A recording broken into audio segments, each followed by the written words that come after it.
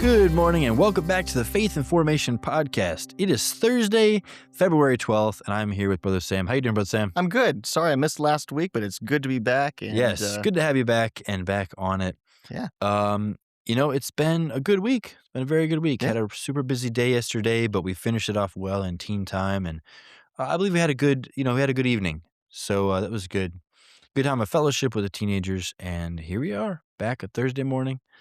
And here with another Bible verse for our listeners. We're in 2 Corinthians chapter 12. And so we're going to look at that here in a moment and look at a verse there.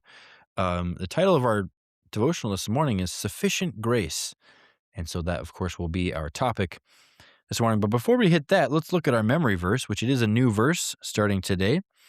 Acts chapter 4 and verse 12, it says there, "Neither is there salvation in any other, for there is none other name under heaven given among men whereby we must be saved." Acts 4:12, a great verse to commit to memory, especially this week. That would take care of a lot of cults right there.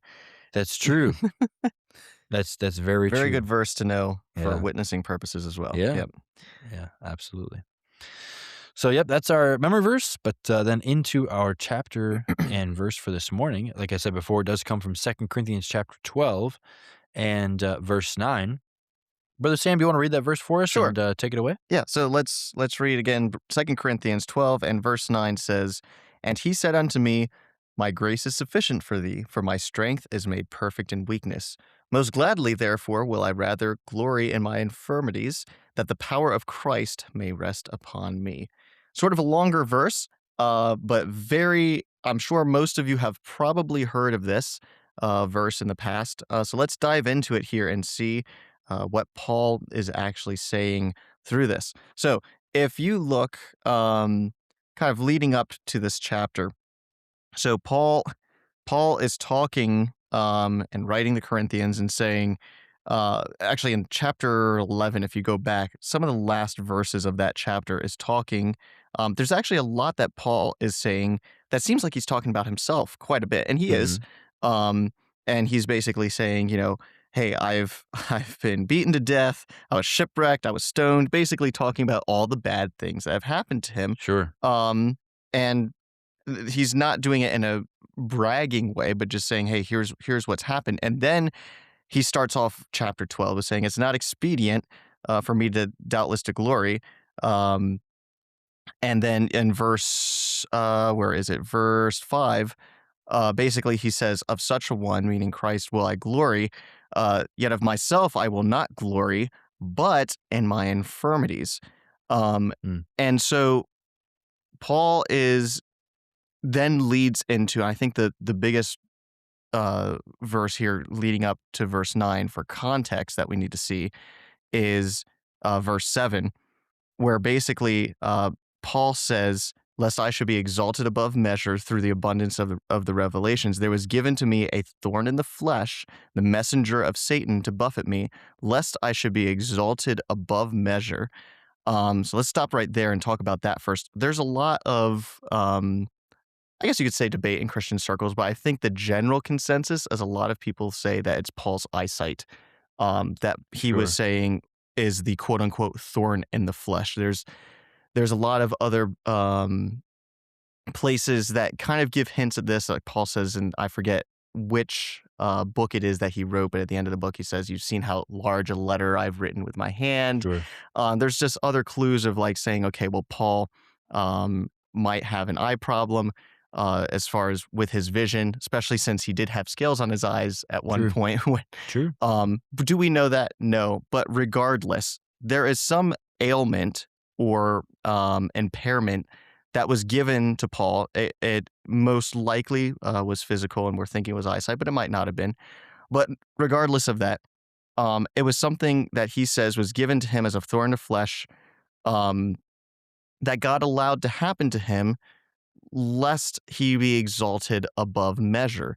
And I think God allows us to have those, you could say inconveniences, you could say maladies, whatever it is, it placed into our lives a lot of times, honestly, just to keep us humble. I can think of several things in my life where I'd be like, yeah, if God hadn't given me this quote unquote issue, um, I would probably have a temptation to be a lot more prideful. Yeah. And sometimes there's a thing where, that thorn in the flesh doesn't exist. But then guess what? It came up when I started taking for granted the blessings that God gave me. Yeah. And then I was like, oh, wow. um, and it kind of brought me back to reality of who I really am and how much, God has given me and how much I should be thankful Yeah. for his Amen. blessings. Um, so if you move on to verse 8, you see that so we've seen Paul has this, issue, this thorn in the flesh. But in verse 8, he says, "This thing I besought the Lord thrice that it might depart from me." So, it's a very um, normal thing to ask the Lord, when we have an issue. Yeah. God wants us to go to him Sure. with requests and to say, "Hey, God, please help me with this situation, with this infirmity. Please take it away from me." And then verse 9 is the Lord's response to Paul saying, "My grace is sufficient for thee, for my strength is made perfect in weakness." And I think that's something that, at least personally in my life, um, it's kind of a hard thing to just let sink in and, I guess, believe sometimes, to think, okay, well, has done God's allowed this thing to come up in my life, um, and he's going to get more honor and glory through me having this issue if I respond the right way Mm. to it, Yeah. right? Because then that's when God can say, "Hey, I'm going to take you in your weakness and do something greater through you, but by my power through you." And other people will realize, hey, that's not him. That's not Sam Moore doing that. Yeah. That's God working through him, Yeah. right? And that's the reason that Paul says in the end of this verse, "Most gladly, therefore, will I rather glory in my infirmities, that the power of Christ may rest upon me." And in verse 10, he says he takes pleasure in his infirmities. And I think that's really one of the biggest things, quite frankly, that I've really tried to work on in myself over the past year or so, of when things don't work out the way that I want them to, when I've asked God for something and he said no, how do I respond to that? Sure. Am I like Paul when Paul is saying, um, "I will take most gladly, therefore will I glory"? Unfortunately, I don't think that's my response many of the times. And Yeah. that's something that's very convicting. But it should be our response of, God's allowed this to happen. He has a bigger and better plan, and we should take pleasure, so to speak, in those infirmities, knowing that God is going to do something greater through his power in us. Yeah. Yeah. Wow. That's so good. Um, I think really the takeaway for us here is that we have to realize that all of us are weak. Yeah. And, that verse applies to all of us, whether we have some big physical ailment or not. He said to me, "My grace is sufficient for thee." Uh, His grace is sufficient for everybody, right? But we have to realize our own weakness. We can live, and I talk about, being young and youth and all that in devotional, but we can live our lives thinking, oh, we don't have any of these sort of physical weaknesses. Unfortunately, we as humans, we live on this physical plane of existence, or we do, right? There are others, though. There is the spiritual battles that happen around us, and we live because we can see and touch and hear and feel the things around us that are physical. Much of our attention gets put on the physical world, and unless something is wrong physically, we forget how weak we really are. Right. Right? I think Paul's here saying, I'm glorying in those infirmities because, hey, it reminds me that I'm not a strong person. Right. It is a very truly mature Christian who can remember how weak he is when nothing is wrong. Yeah.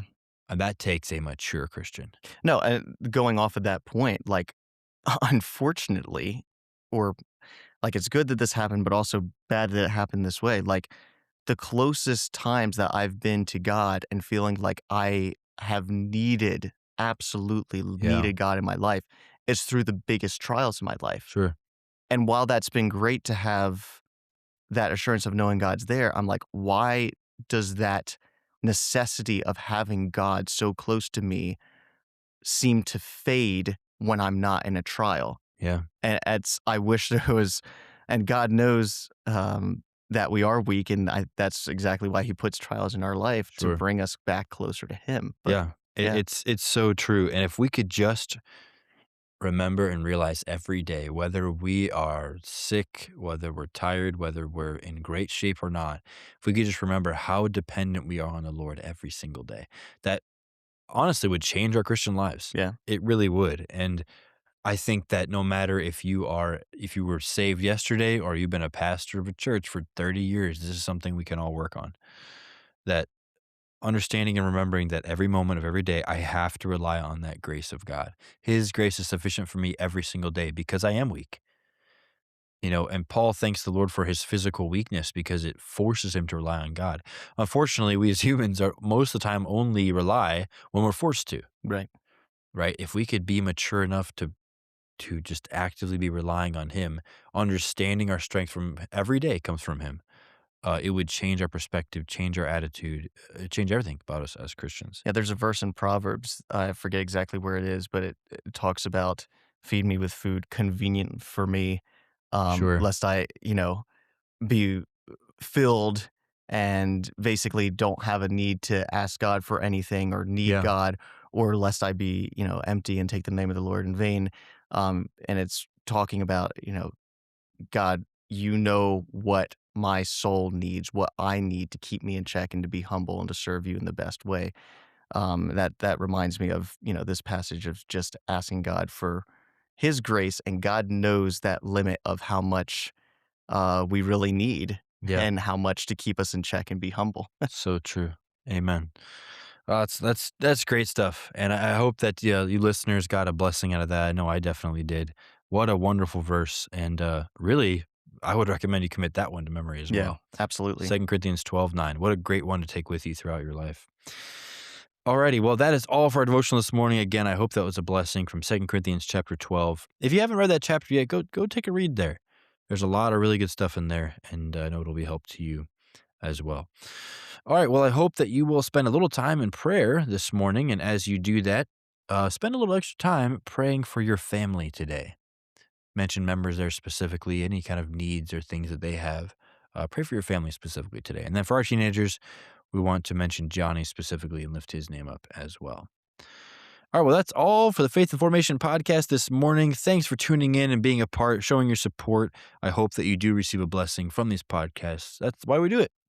And if you do receive a blessing from these and you do enjoy them, leave a comment below. Let us know. It's always good to hear from our listeners and to know that this work is doing something.